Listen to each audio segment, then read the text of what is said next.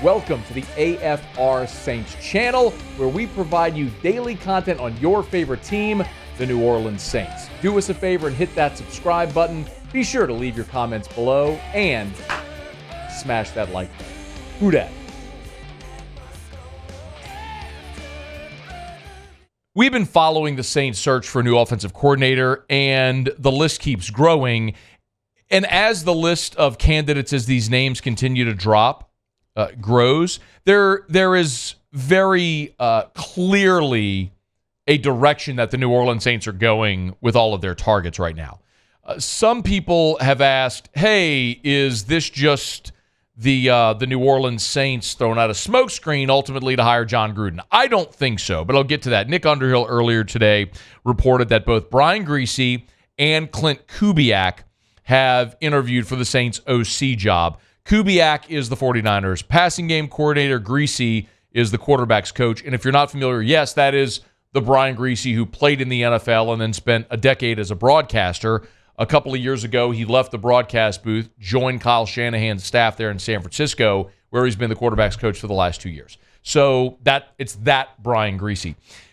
Back to the question, remember, if this is a smokescreen, if the New Orleans Saints are just throwing out all these names and interviewing these candidates as a smokescreen, that's a hell of a lot of wasted resources for something that's completely unnecessary. If the guy you want to hire is John Gruden and he's unemployed and you can just go hire him, remember, the Rooney Rule only applies to head coaching positions and senior football operations jobs. So you don't have to interview a minority candidate for the offensive coordinator job if you don't want to. If there's a guy you want, hire him.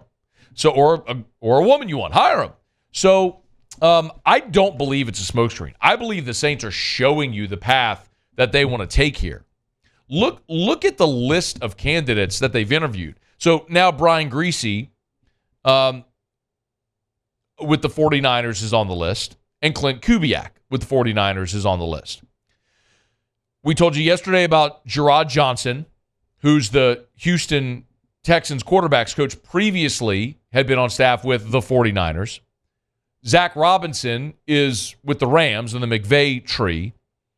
Shane Waldron previously had been with McVay in Washington and the Rams before going to Seattle. Now, he's been hired by the Bears, but that's the guy they interviewed. The only other two exceptions are Dan Pitcher from the Bengals and Ronald Curry, who's a current Saints assistant. So Griese, Kubiak, Johnson, Robinson, Pitcher, Waldron, Curry, 7 known candidates. 7 known candidates. 5 of the 7 are tied to either San Francisco or the Rams, tied to either Shanahan or McVay. 5 of the 7. And one of the others is your in-house candidate. So really, 5 of the 6 external candidates all are either tied to Shanahan or McVay. That's the direction they're looking to go. I would be stunned if they went any other direction than one of those guys. Really, what I'll keep coming back to is how desirable is the Saints job? And I don't know the answer to that. Yes, it's an NFL coordinator position, and there are going to be it's why these guys are interviewing for it. It's an NFL coordinator position. And the opportunity to be a coordinator in the NFL is another step for all these guys that are quarterbacks, coaches, or passing game coordinators to run their offense to then stair step toward being a head coach. But look at the commonalities. I mean, Griese's 48, and Waldron, who's now been hired by the Bears, is 44. But Kubiak's 36. Gerard Johnson's 35. Zach Robinson's 37. Dan Pitcher's 37. Ronald Curry's 44, but again, that's your in-house candidate. But you're looking at candidates that are all the same guy. They're all the same guy. It's the 30-something from the McVay Shanahan tree. Passing game coordinator, quarterbacks coach. It's just who has been a sponge and sopped up the knowledge of that offense that New Orleans can bring in and say, bring that here. Went through these numbers yesterday, man. Look at the top offenses in the NFL. 7 of the 10 are all have connections to the Shanahan or McVay trees. The exceptions are, Monken in Baltimore, Andy Reid, and Mike McCarthy. That's it. That's your exceptions. Everybody else is on this tree. So I get if you're New Orleans why you're looking that way, and that's what I want them to do. So I'll keep coming back to it because people ask me, Matt, who do you want? I don't know. Because we don't have a great illustration of any of what these guys have done. The one who we know the most about is Clint Kubiak, because Kubiak took over for his dad at Gary as the Vikings offensive coordinator in 2021. So he was the Vikings OC for 2021 and spent 2022 in Denver as the Broncos quarterbacks coach, and now he's in San Francisco. So Kubiak might be the guy that we know the most about. He's been an NFL offensive coordinator. He's called plays at this level. So maybe like that's the guy who we know the most about, but I'll keep going back to it as well. How desirable is New Orleans? Yes, it's an NFL OC job, but if you're an in-demand candidate and you have your pick of a handful of jobs, where does New Orleans rank on that list? Where you're looking at a coach that very well could be in his final season, and you're also talking about a quarterback in Derek Carr, who is a veteran quarterback, but I believe, as do many others, that we've seen what Derek Carr's ceiling is as an NFL quarterback.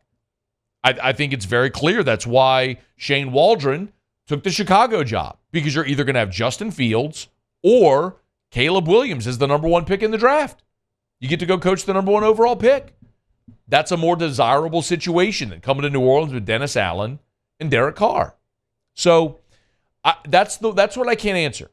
How desirable is New Orleans with respect to the other vacancies, and which of these candidates comes to New Orleans and just wows the organization to where you say, that's the guy I want to modernize my offense, to bring my offense into the new era of football. Listen, it's not that dissimilar from like what's happening right now in the NFL is not that dissimilar from what happened for a decade where teams just try to pillage New England. From Charlie Weiss and Romeo Crennel and Josh McDaniel and Matt Patricia and Bill O'Brien, Eric Mangini. I mean, go down the list of all those guys that were coordinators or staff members in New England that got head coaching jobs because they worked with the Patriots and Bill Belichick. And people were trying to get little pieces of that. Can we take that seed, plant it here, and recreate it and sprout it? Not many had success doing it. But offensively, you are seeing guys like Kevin O'Connell, like Mike McDaniel, go to different spots and have offensive success. So it stands to reason if you're a general manager or a head coach trying to hire an offensive coordinator, why would you look anywhere other than that tree right now for an OC? So we'll see what direction they go. But the two newest names are two San Francisco assistants, Clint Kubiak and Brian Griese. Kubiak's 36, Griese's 48. As we mentioned, Griese had a long NFL career, where he played for the Broncos and the Dolphins, the Bucks, finished his career with the Bears. So and then went into broadcasting for a decade. Now the last 2 years has been in coaching. So two new names, Brian Griese and Clint Kubiak, added to the list of potential Saints offensive coordinators. We'll see how quickly they move to find Pete Carmichael Jr.'s replacement. Hey, thanks so much for watching. Please leave your comments. I love to interact, and be sure to hit the red subscribe button below.